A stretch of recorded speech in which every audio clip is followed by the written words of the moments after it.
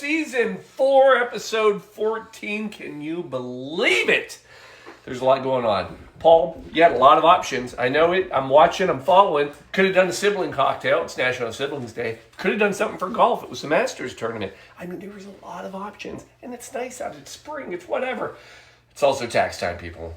Yep. Next week, everybody's filing taxes. Everybody's doing their part and giving money to Uncle Sam or whoever, whatever. I don't know. All I know is it makes me want to drink. And guess what? There is a cocktail. Yes, the income tax cocktail. Folks, here's the funny thing.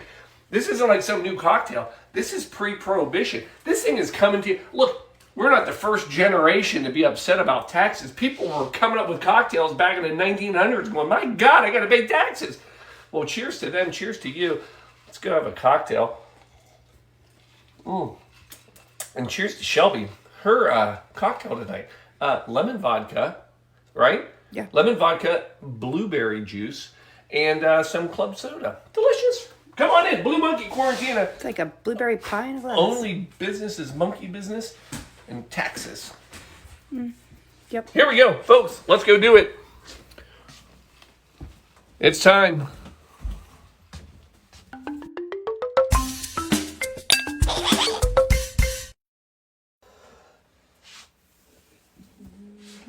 And showtime. Here we go. Sorry, yes, it's time. And here we go. Folks, this is a fun one. I'm giving you 2 for 1 tonight. Let me explain why. So early 1900s. Yes, we're going back to like 1902, 1903. We don't have an exact date. But here's what we know. Most people give credit to Johnny Solon. Johnny Solon was a bartender out of New York, specifically the Astoria Waldorf Hotel in New York. After a day at the Bronx Zoo, he goes back and creates a cocktail. Yeah, that's it. That was his inspiration. Probably all the elephant poop that he saw. No, because when he goes back after the Bronx Zoo and creates a cocktail, he creates the Bronx cocktail. Paul, you just told me, it's season 4, episode 14. I haven't been drinking nearly as much as you. You told me the name of the cocktail was the income tax cocktail. Now you just told me about the Bronx cocktail. Yes, that is correct, because in the early 1900s, Johnny Solon created the Bronx cocktail. Fast forward to 1920. And in 1920, and we don't know who did it, we don't know why they did it, I don't know how it happened, but somebody ordered the Bronx cocktail and decided to add bitters. And at that moment, this cocktail got renamed, and it was called the income tax cocktail. Yes, it is one of the earliest riffs of a cocktail, but more than a riff, it became its own cocktail. So again, we don't know who did it, where it started, and people speculate to the name of why. Some people say it's because the bitters represent the bitterness of paying your taxes. I'll bite. And other ones will say that the drink, which actually looks very sweet and delicious and nice, has a bitter aftertaste, much like our government and taxes. It all seems wonderful until you have to write a check for taxes and it leaves a bitter taste in your mouth.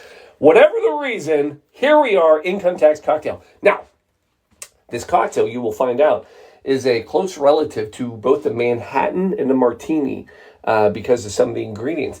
Specifically, are we up? Are we good? Oh, yeah. Oh, yeah. We're good. I'm watching all of you. Nice. All channels are flowing. All channels are flowing. Speaking of flowing, this cocktail's flowing. Just takes me a minute to get it all up. All right, back to the story. So, in fact, this is so closely tied to the Martini. It's actually considered a perfect martini. Anytime you call something a perfect martini, it's because it uses equal parts of both sweet vermouth and dry vermouth. Shelby's been very scared of this cocktail all day. What she doesn't realize is every drink we've done with sweet vermouth, she ultimately likes because it is delicious. Now, are you ready for this one? Let's make the cocktail, right? Are we ready? Yeah. Here we go. Let's make it. So we're going to go, oh my gosh. You forgot ice. I forgot ice. 2 seconds. Hold on. I'll be back. Talk to them. I don't know about what, but Oh, here. I'll take it with me. Here. Here. Switch me. Folks, let's go get some ice. You know what's ironic is I have it. Don't I? Nope. Yeah, nope, it's not up there. It's down here. Coming back down. Yeah, it is. Laundry room. There goes the cat. So ironically, this episode was going to be a short episode because didn't have a whole lot to say or do, but I have been able to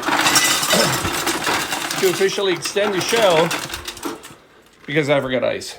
Coming back.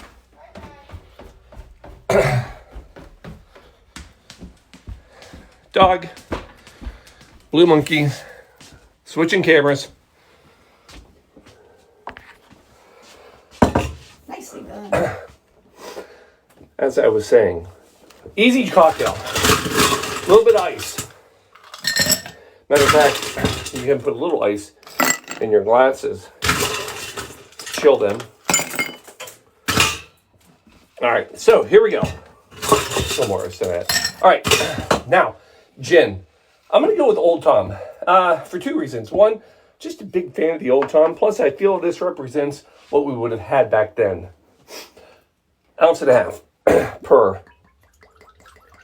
My favorite noise.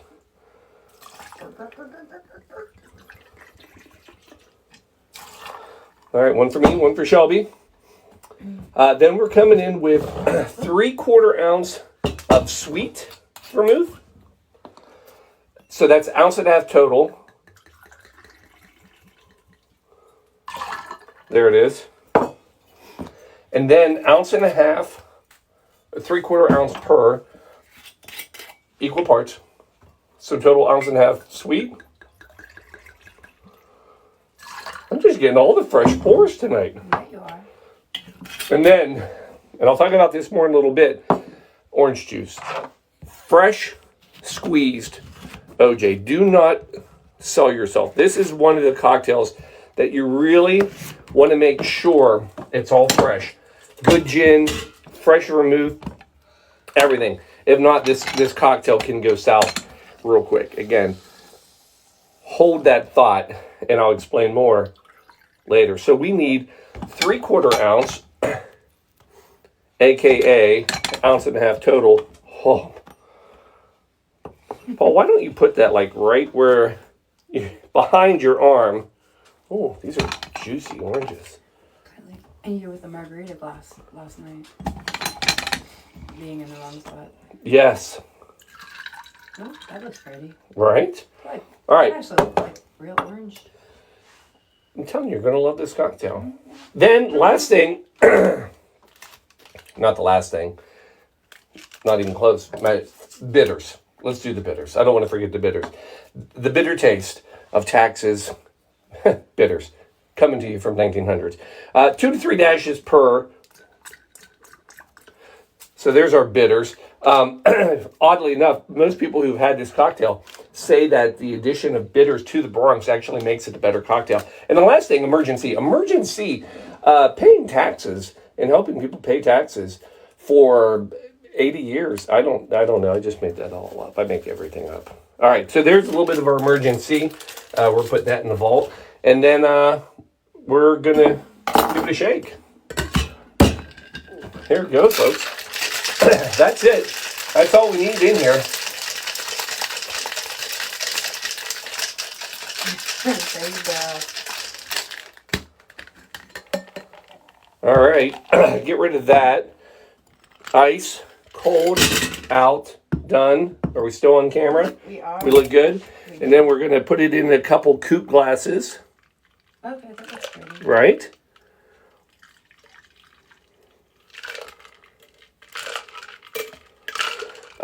Historically, it is said that you garnish it with an orange wheel. Some pithy oranges. Right? Yeah.